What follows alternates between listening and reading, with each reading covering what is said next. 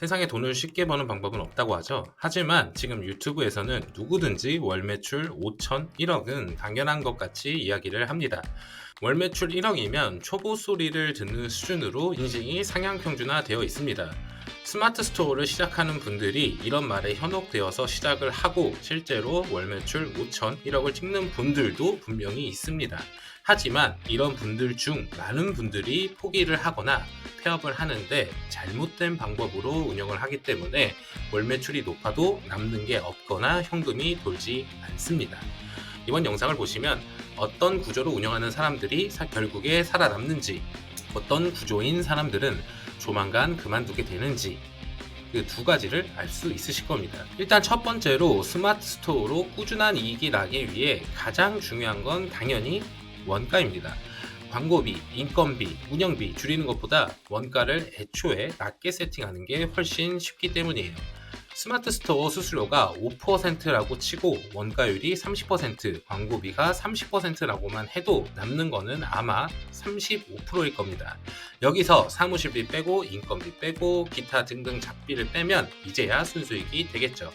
그런데 원가가 30%가 넘어가서 50%, 심지어 60%가 되면 어떻게 될까요? 원가가 60%면 광고비 30%, 수수료 5%라고 치면 5%밖에 남지가 않습니다. 이렇게 되면 매출 2천만 원을 한다고 하면 100만 원밖에 남을 수가 없고 이 100만 원에서 인건비, 임대료, 기타 잡비 등을 내야 합니다. 남들이 다 파는 제품을 도매로 가져와서 특장점 없이 팔게 된다면 대부분 이런 식으로 흘러가서 폐업을 할 수밖에 없는 구조라고 보시면 됩니다. 고전적인 유통 방식이라고 보시면 돼요. 그러면 광고비를 줄이면 되지 않냐? 라는 말을 할 수 있겠지만 온라인 쇼핑몰에서는 특정 카테고리를 제외하고는 광고비의 비율이 30% 미만으로 떨어뜨리는 것은 현실적으로 쉽지가 않습니다. 여러분들이 인플루언서이거나 자기만의 채널을 가지고 있는 게 아니라면요. 네이버 검색 광고만 한다고 하면은 15%, 20% 정도로 맞출 수도 있겠지만 이것 또한 광고비를 올려서 30%로 광고비를 올리는 게 총수익이 훨씬 더 많아집니다.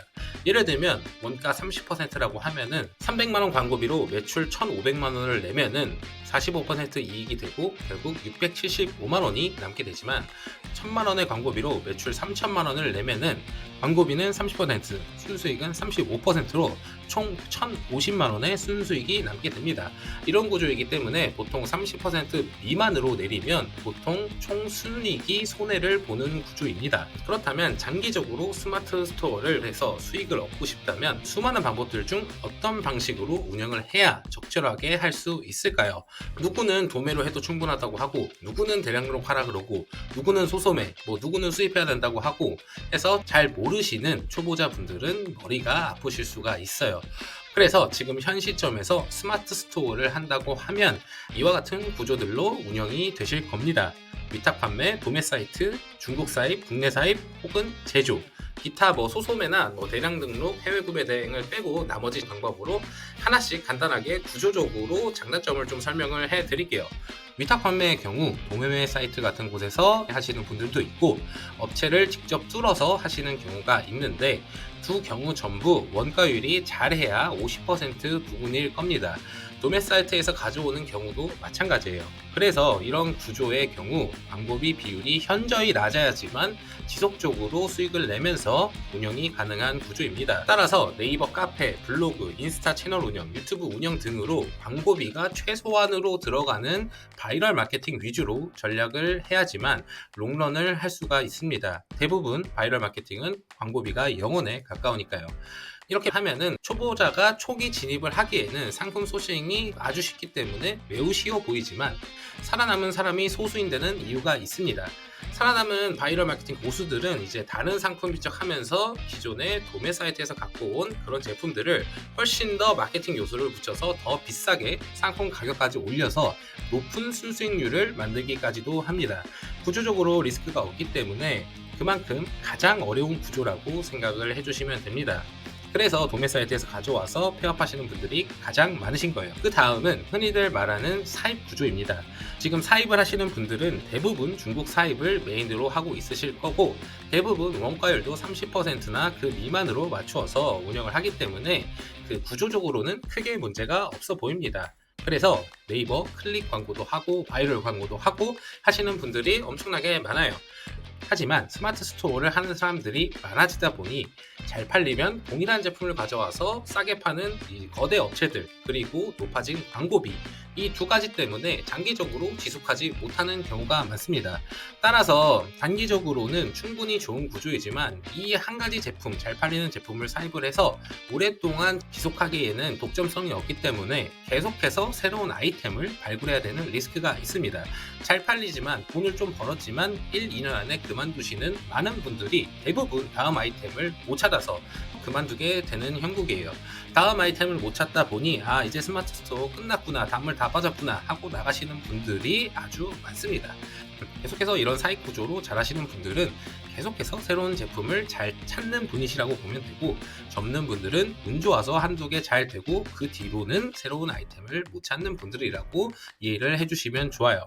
여기서 한 단계 더 나가서 이때 잘하시는 분들은 이때 돈을 쓰지 않고 쌓아둔 돈으로 OEM, ODM으로 넘어가게 됩니다.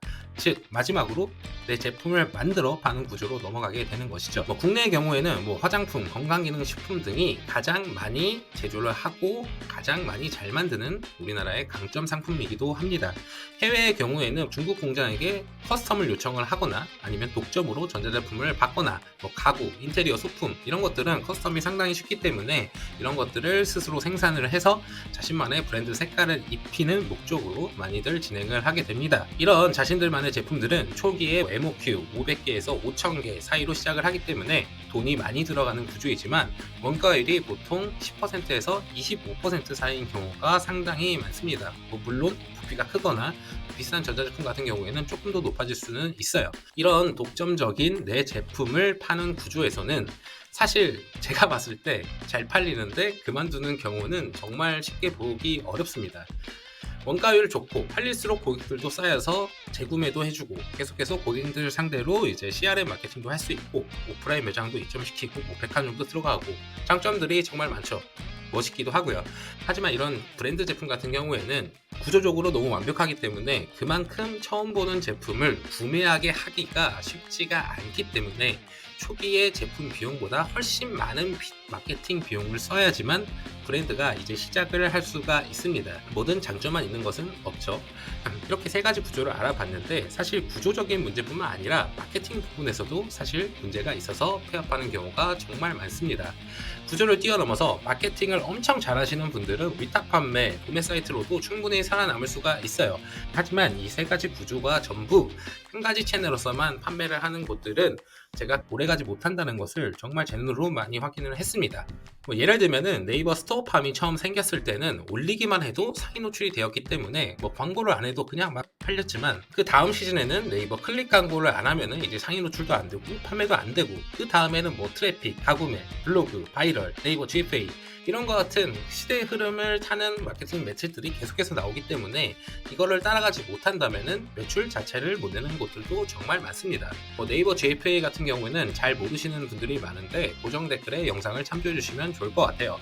비슷하게 쿠팡에서만 잘 파는 사람들은 쿠팡 경쟁이 치열해지면 쿠팡에서 못 팔게 되고 결국 이커머스 이제 단물 다 빠졌다 하면서 이제 떠날 것이고, 인스타로만 잘 파는 사람들은 인스타 광고가 더 치열해지고 더 사람들이 많아지면은 인스타로 또 못 팔고 또 인스타 이제 단물 다 빠졌다 하면서 또 떠날 겁니다.